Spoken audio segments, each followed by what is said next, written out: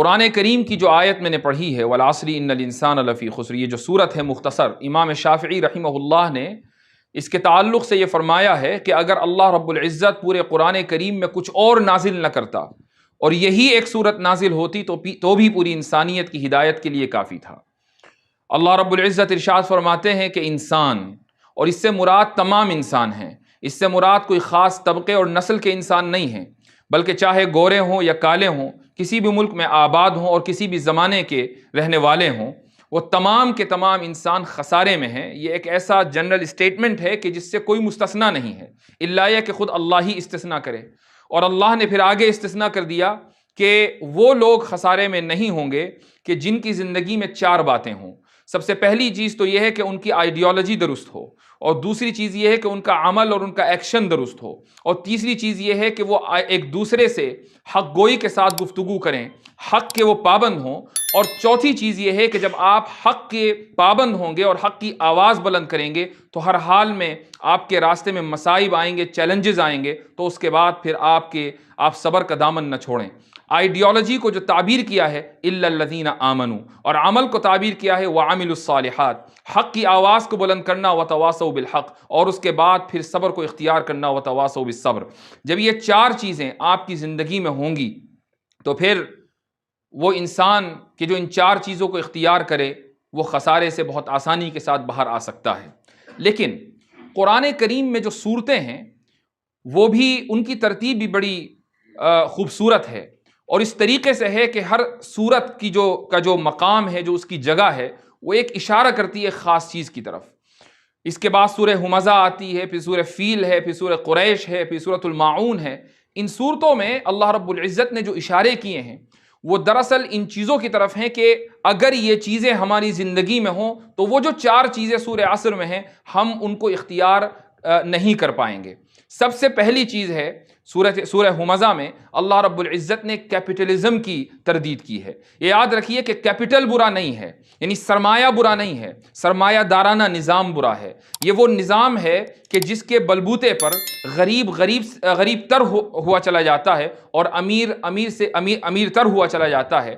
جو دونوں کے درمیان گیپ ہے یہ بہت بڑھتا رہتا ہے، اور اس کی بنیاد پر امیر لوگ غریبوں پر ظلم کرتے ہیں۔ آج دنیا کے اندر جہاں جہاں جنگیں ہو رہی ہیں، جہاں جہاں بھوکمری ہو رہی ہے، جہاں جہاں امراض پھیلائے جا رہے ہیں، ان سب کی بنیاد یہی کیپٹلزم ہے۔ آپ جانتے ہوں گے کہ دنیا کے بہت سے ملکوں کی جو اکانومی ہے وہ دراصل جنگوں کے اوپر موقوف ہے۔ وہ کھاتے ہی ہیں جب تک دنیا میں جنگ نہ ہو وہ بھوکے مر جائیں۔ امریکہ اس میں ایک بہت بڑی مثال ہے کہ جہاں کی 50% سے زیادہ اکانومی اس بات پر موقوف ہے کہ دنیا میں ہتھیار بکتے رہیں۔ ہتھیار جب بکیں گے جب جنگیں ہوں گی۔ یہ الگ بات ہے کہ کچھ زمانے سے جو ایک کنونشنل وارز ہوتی ہیں وہ نہیں ہو رہی ہیں، لیکن پراکسی وارز مستقل چل رہی ہیں۔ ایک گروپ ہے وہ دوسرے گروپ پر حملہ کرتا ہے، دوسرا گروپ تیسرے کے اوپر حملہ کرتا ہے۔ مختلف ملکوں کے اندر بدامنی کی جو صورتحال ہے وہ انہی ہتھیاروں کی بنیاد پر ہے۔ اگر یہ بڑے ملک ان گروپس کو ہتھیار فراہم نہ کریں تو آخر ان لوگوں کے پاس ہتھیار آئے کہاں سے؟ تو یہ جو کنونشنل وار ہے اس کا زمانہ گزر گیا، اب پراکسی وار کا زمانہ چل رہا ہے، اور یہی ملک ہیں جو دراصل ان گروپس کو ہتھیار فراہم کرتے ہیں اور اس طریقے سے ان کی اکانومی چلتی ہے۔ تو کیپٹلزم اس پوری دنیا کے اندر جنگوں کی ذمہ دار ہے، اور ان جنگوں کے نتیجے میں جو ہلاکتیں ہوتی ہیں اس کی ذمہ دار یہ کیپٹلزم کا نظریہ ہے۔ میرے ایک دوست ہیں، درسی ساتھی ہیں، جو افریقہ کے ایک ملک میں رہتے ہیں۔ اس ملک کا نام ہے کانگو میں وہ رہتے ہیں۔ ایک مرتبہ ان کا فون آیا میرے پاس اور انہوں نے اپنا تعارف کرایا، میں پہچان گیا۔ انہوں نے بتایا کہ میں یہاں ایک مدرسے میں پڑھا رہا ہوں۔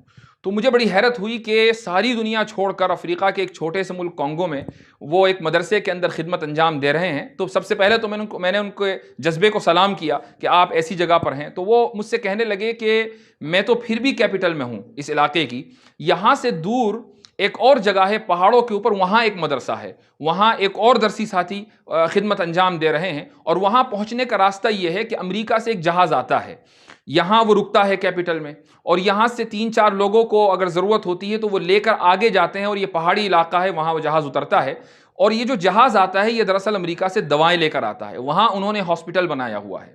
تو میں نے ان سے کہا کہ اس علاقے میں جہاں جانا مشکل ہے، وہاں جانے کا صرف یہی طریقہ ہے کہ امریکہ سے جہاز آئے، آپ اس میں ٹکٹ بک کرائیں، 3-4 اس کے اندر سیٹیں ہیں، تب جا کر آپ وہاں پہنچیں۔ اس کے علاوہ نہ بس چلتی ہے نہ ٹرین چلتی ہے، زیادہ سے زیادہ آپ گھوڑوں پر جا سکتے ہیں۔ ایسی جگہ پر امریکہ کو ایک ہاسپٹل بنانے کی کیا ضرورت ہے؟ تو وہ کہنے لگے کہ دراصل اس علاقے میں جتنے بھی وائرسز ہوتے ہیں پہلے ان کو ٹیسٹ کیا جاتا ہے، یہاں وائرس لا کر چھوڑے جاتے ہیں، اس کے بعد پھر ان کی دوائیں بنائی جاتی ہیں، وہ دوائیں ان انسانوں کے اوپر ٹیسٹ کی جاتی ہیں کہ جن کو وائرس نے افیکٹ کیا ہے۔ جب وہ کامیاب ہو جاتا ہے پھر وہ دوائیں پوری دنیا کی مارکیٹ میں جاتی ہیں۔ یہ جو فارماسیوٹیکل کمپنیز ہیں، یعنی جو دوائیں بناتی ہیں، دراصل یہ بھی کیپٹلزم کا حصہ ہے۔ تو دنیا کے اندر جو بیماریاں پھیل رہی ہیں وہ پھیلائی جاتی ہیں، وہ اسی کیپٹلزم کے نظریے کے تحت پھیلائی جاتی ہیں کہ جس کے توسط سے یہ کمپنیاں اپنی دولت کو زیادہ سے زیادہ بڑھانے کی تمنا رکھتی ہیں۔ تو کہنے کا مقصد یہ ہے کہ دنیا میں جتنی بھی ہلاکتیں ہیں، چاہے وہ جنگوں کے نتیجے میں ہوں، چاہے وہ بیماریوں کے نتیجے میں ہو، کیپٹلزم کہیں نہ کہیں اس کے اندر ذمہ دار ہے۔ اللہ رب العزت نے اسی لیے کیپٹلزم کی سخت تردید کی ہے اس صورت کے اندر، اور فرمایا کہ ویل کا لفظ استعمال کیا ان لوگوں کے لیے الذی جمع مالا وعددہ۔ اس کے بعد اگلی صورت ہے سورۃ الفیل۔ سورۃ الفیل میں اللہ رب العزت نے امپیریلزم کی تردید کی ہے۔ ابرہا کا پورا واقعہ دراصل سورہ فیل کی بنیاد ہے۔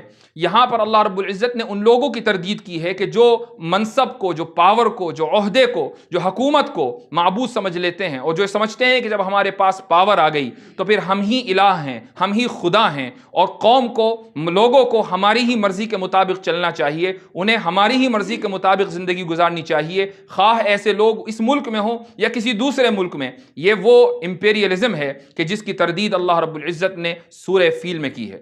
اس کے بعد اگلی صورت آتی ہے سورہ قریش۔ سورہ قریش میں اللہ رب العزت نے نیشنلزم کی تردید کی ہے۔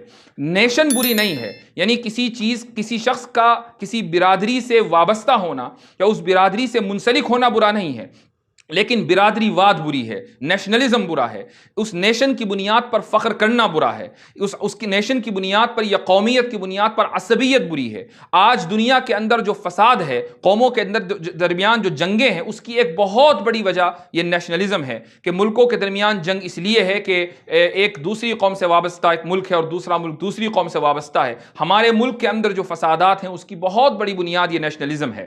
اس کے بعد جو اگلی صورت آتی ہے، غالباً اس صورت کا تعلق مجھ سے بھی ہے اور آپ سے اور ہم جیسے بہت سارے لوگوں سے ہے۔ اس میں اللہ رب العزت نے فیک ریلیجوسٹی، یعنی ایک نام نہاد مذہب پرستی کی اللہ رب العزت نے تردید کی ہے۔ اللہ نے فرمایا فویل للمصلین، یعنی ان نماز پڑھنے والوں کے لیے ہلاکت ہو، اور آگے ان کا تعارف کرایا جا رہا ہے کہ جو اپنی نماز سے غافل ہیں، وہم یراؤن ویمنعون الماعون، کہ نماز پڑھتے ہیں تو دکھلاوے کے لیے پڑھتے ہیں۔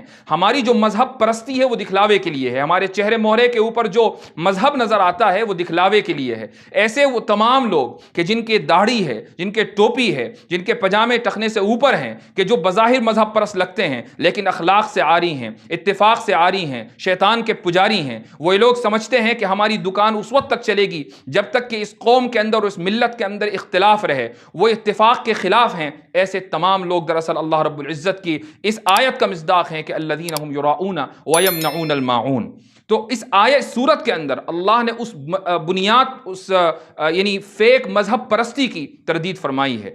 جب انسان ان 4 چیزوں سے بری ہو جائے، وہ کیپٹلزم سے الگ ہو، وہ امپیریلزم کو مسترد کر دے، وہ نیشنلزم کو مسترد کر دے، وہ اس نام نہاد مذہب پرستی کو مسترد کر دے، تو اللہ رب العزت آگے فرماتا ہے کہ انا اعطیناک الکوثر۔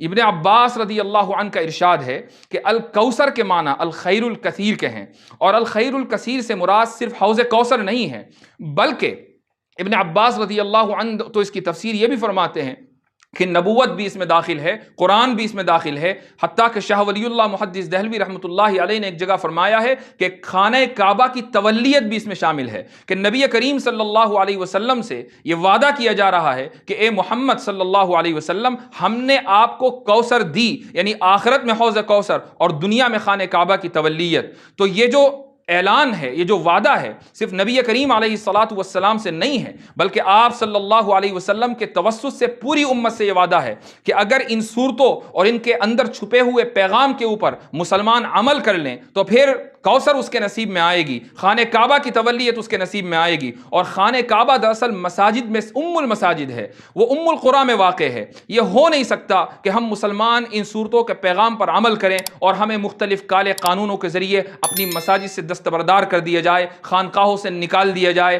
مدارس سے علیحدہ کر دیا جائے. یہ ممکن نہیں ہے. اگر مسلمان ان صورتوں کے پیغام پر عمل کر لیں تو پھر خانہ کعبہ اور اس کے ساتھ تمام خانقاہیں، اس کے ساتھ تمام مساجد، تمام مدارس جس طریقے سے صدیوں سے ہمارے پاس ہیں، ہمارے پاس رہیں گے، کوئی طاقت، کوئی قوت مسلمانوں کو ان سے علیحدہ نہیں کر سکتی.